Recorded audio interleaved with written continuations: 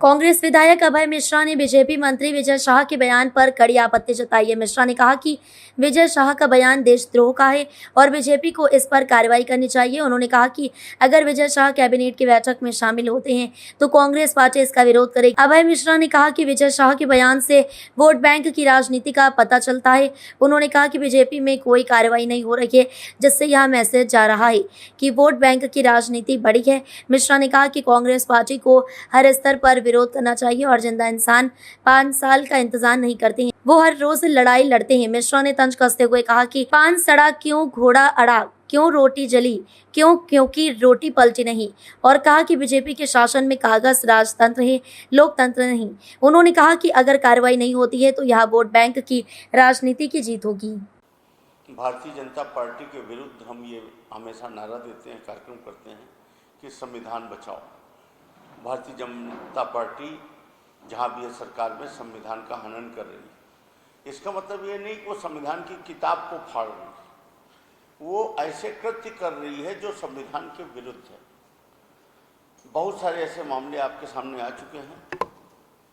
संविधान ही हमको कई तरह के अधिकार देता है। इसी में लोकतांत्रिक व्यवस्था जो है, इसमें जनता के वोट के माध्यम से चुनाव होता है। हम विधायक चुने जाते हैं, सांसद चुने जाते हैं, विधायकों के माध्यम से सरकार बनती है, मुख्यमंत्री का निर्माण होता है। पक्ष और विपक्ष के आधार पर जिनकी संख्या अधिक होती है, विपक्ष की भी भूमिका होती है।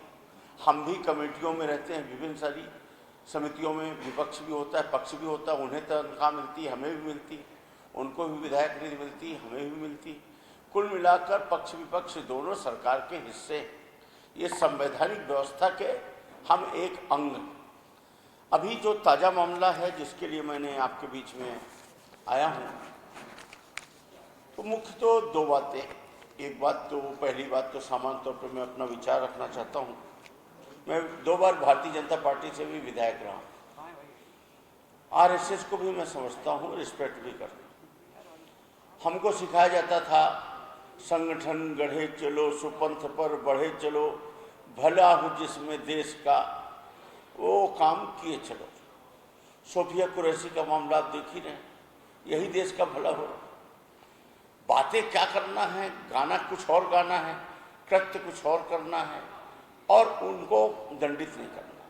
इससे समाज में क्या जा रहा है असर। और मैं तो तानाशाही, हिटलरशाही की अति मान रहा हूँ कि भारतीय जनता पार्टी को जितना नुकसान इस घटना से हुआ उसका अंदाजा उन्हें है कि नहीं, पर आम लोगों को है, मुझे तो है। पर इसके बाद भी डिक्टेटरशिप, संविधान की व्यवस्था को न मानना, देशद्रोह न करार देना। अभी कोई और व्यक्ति होता, कोई मुस्लिम संप्रदाय का होता, तो उसका तो बुलडोजर कब का चल गया होता। उसी तारतम्य में एक और बात आपके सामने रखना चाह रहा हूँ। जैसे अभी स्थानांतरण नीति लागू हुई, मध्य प्रदेश सरकार ने एक स्थानांतरण नीति लागू हुई, जिसमें अभी ये महीना चल रहा है स्थानांतरण नीति का। ये शासकीय कार्यक्रम माने शासकीय क्रियान्वयन है, ये कोई प्राइवेट नहीं, सरकार की नीति का हिस्सा है। इसको हम अपने दल पे ले जाकर नहीं कर सकते कि हम भारतीय जनता पार्टी के कार्यालय या कांग्रेस के कार्यालय में, मान लीजिए हमारी सरकार होती तो हम इसको लाके अपने कांग्रेस के कार्यालय में कार्यकर्ताओं के बीच में बैठ के कर लें। कुछ दिनों में हमारा और हौसला बढ़े तो हम अपने जाति और समाज के बीच में ले जाएं और कहें आ जाओ मेरे जाति वालों, मेरे समाज वालों, मैं तुम्हारे बीच में करूँ। इसके लिए व्यवस्था नहीं। ये जो स्थानांतरण नीति है, इसके जो क्रियान्वयन था, इसमें चुने हुए जनप्रतिनिधियों के बीच था। अभी हमारे यहाँ के बहुत ही सरकार के वरिष्ठ मंत्री आदरणीय प्रहलाद पटेल जी, हमारे यहाँ के प्रभारी मंत्री, इतने अनुभवी, इतने पुराने, इतने वरिष्ठ, मैं उनको सिखाने लायक नहीं हूँ। कोई नौसिखिया ऐसी हरकत करे तो एक बार बात समझ में आती है, पर इतने वरिष्ठ मंत्री होकर यदि संवैधानिक व्यवस्था या कह ले वैधानिक संवैधानिक मर्यादाओं का पालन नहीं करेंगे तो क्या होगा, और लोग उससे क्या सीखेंगे। उन्होंने सर्किट हाउस रीवा में एक कार्यक्रम किया।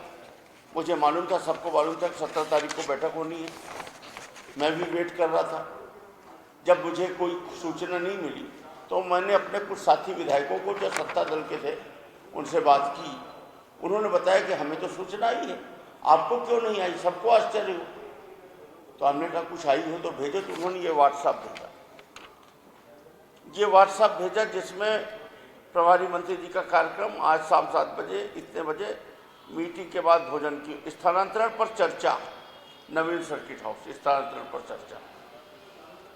ये भारतीय जनता पार्टी के कार्यकर्ताओं, छोटे छोटे कार्यकर्ताओं तक और केवल भारतीय जनता पार्टी के विधायकों, कांग्रेस का मैं इकलौता विधायक हूं, मुझे नहीं। आप जब मैं इस बात पे गया गहराई में, कलेक्टर ने हाथ उठा दिए कि ऊपर से आदेश।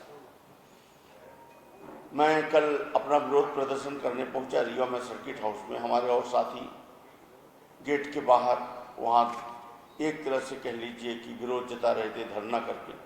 हम लोग सब तरीके से अंदर गए प्रभारी मंत्री जी से बात करने। उन्होंने कहा कोर कमेटी की मीटिंग। हमने कहा कि कोर कमेटी की मीटिंग में स्थानांतरण नीति की चर्चा नहीं हो सकती। आपके दल के अंदर की मीटिंग में आप स्थानांतरण नीति को आपने लिख के दिया हुआ, और फिर बोले प्रशासनिक बैठक साथ में अलग रखें। हमने कहा कि प्रशासनिक बैठक स्थानांतरण नीति की तो मुझे बुलाया जाना अनिवार्य है, क्योंकि 15 दिन से पूरे क्षेत्र में गुहार मची है सरपंच सेक्रेटरियों के बीच में कि भारतीय जनता पार्टी के नेता कार्यकर्ता इतनी बुरी तरह पैसा उगाही कर रहे हैं, और कहीं जाति के नाम पर, कहीं पार्टी के नाम पर, इसको यहाँ से वहाँ, उसको यहाँ से यहाँ। तो हमने कहा कि यदि आपके रीवा जिले में क्या मेरा समरिया नहीं आता, क्या मैं समरिया के लोगों से कह दूं कि आप हमारे प्रभारी मंत्री नहीं हैं, और यदि आप हैं तो समरिया का प्रतिनिधित्व कौन करेगा? पूरी जनता नहीं बोल सकती, वो अपना एक निर्वाचित जनप्रतिनिधि इसी के लिए नियुक्त करती है कि वो उसमें हिस्सेदार है। ये गोल गोल जवाब देकर उसको टालते रहे, और इन्होंने स्थानांतरण नीति पर चर्चा की, और हालांकि वो पूरी तरह से हो पाई नहीं हो पाई मुझे नहीं मालूम, लेकिन इन्होंने संविधान की मर्यादाओं का उल्लंघन किया। इतने बड़े पद पर बैठे व्यक्ति को मैं क्या बोलूं? मैं मतलब मुझे शब्द नहीं मिल रहे। कभी कभी लगता है कि बोलूं बड़ा हुआ तो क्या, बड़े हुए तो क्या हुए, बड़ा हुआ तो क्या हुआ। जैसे पेड़ खजूर, पंछी को छाया नहीं, फल लागे अति दूर। कहने को तो बड़े, पर हमें कर्तव्यों से बड़ा होना पड़ा।